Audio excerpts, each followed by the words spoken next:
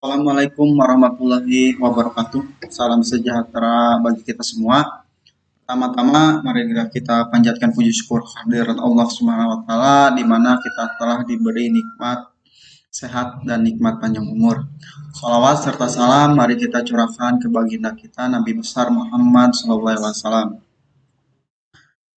Yang terhormat dosen Bahasa Indonesia Universitas Terbuka, yang saya cintai, teman-teman sekalian yang mengikuti tuton bahasa Indonesia ini.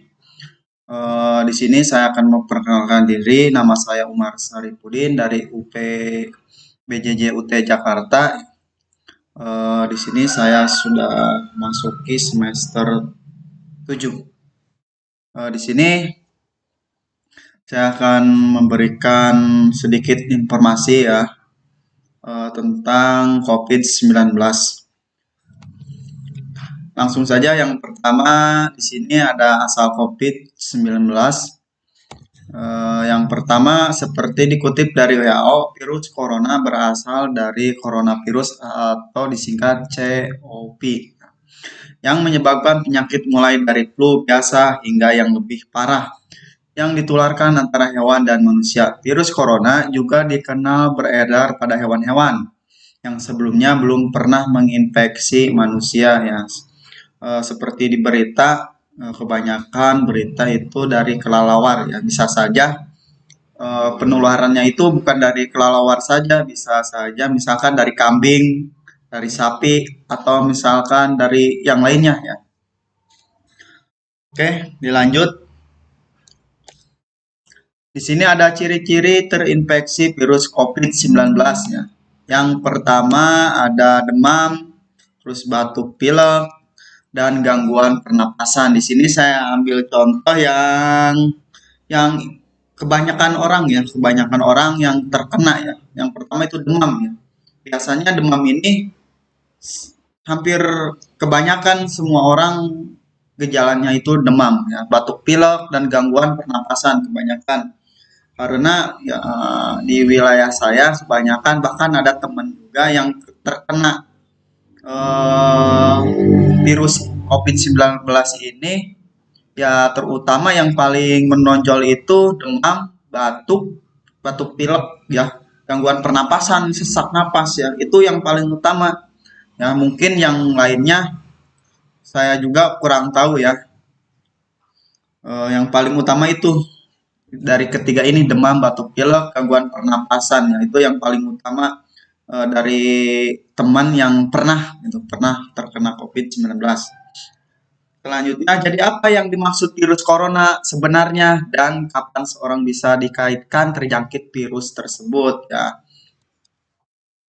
Gejala infeksi virus corona sendiri cukup sulit dilihat pada awalnya. Hal ini dikarenakan tidak semua orang yang sudah terinfeksi akan langsung memperlihatkan gejala-gejala awal dari virus corona. Dibutuhkan 2 hingga 14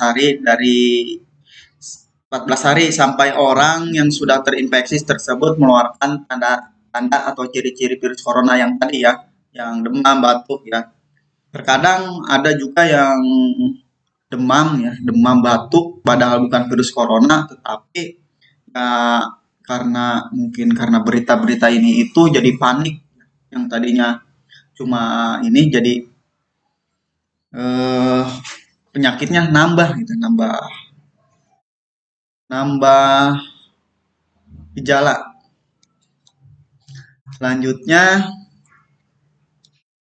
cara pencegahan virus corona.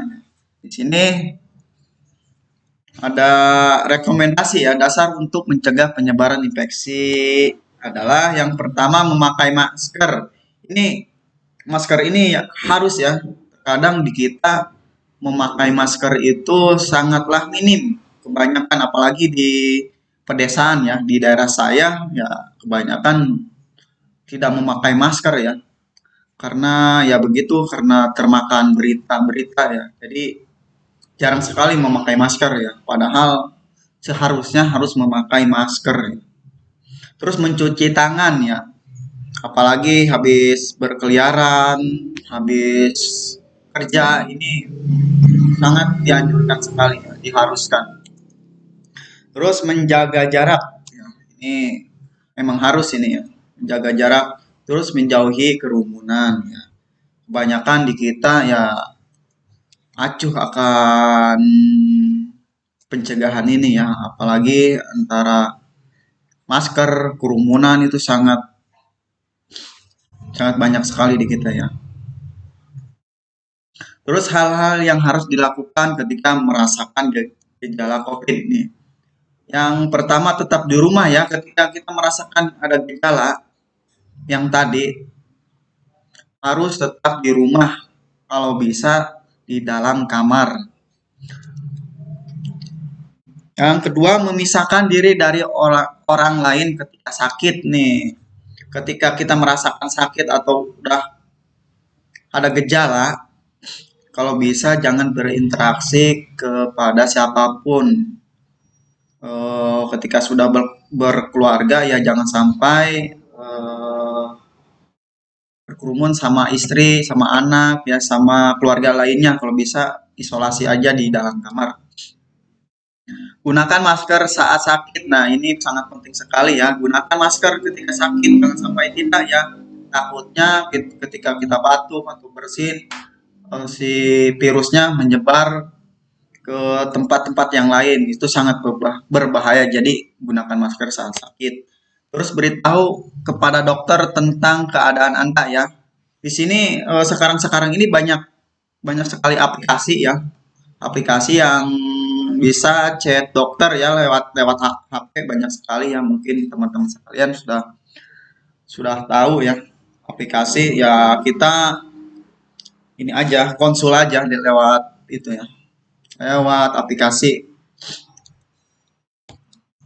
Terus cuci cuci tangan ya, ini sangat penting sekali ketika kita merasakan gejala COVID. Terus cuci tangan ya. Hindari berbagi barang pribadi ya.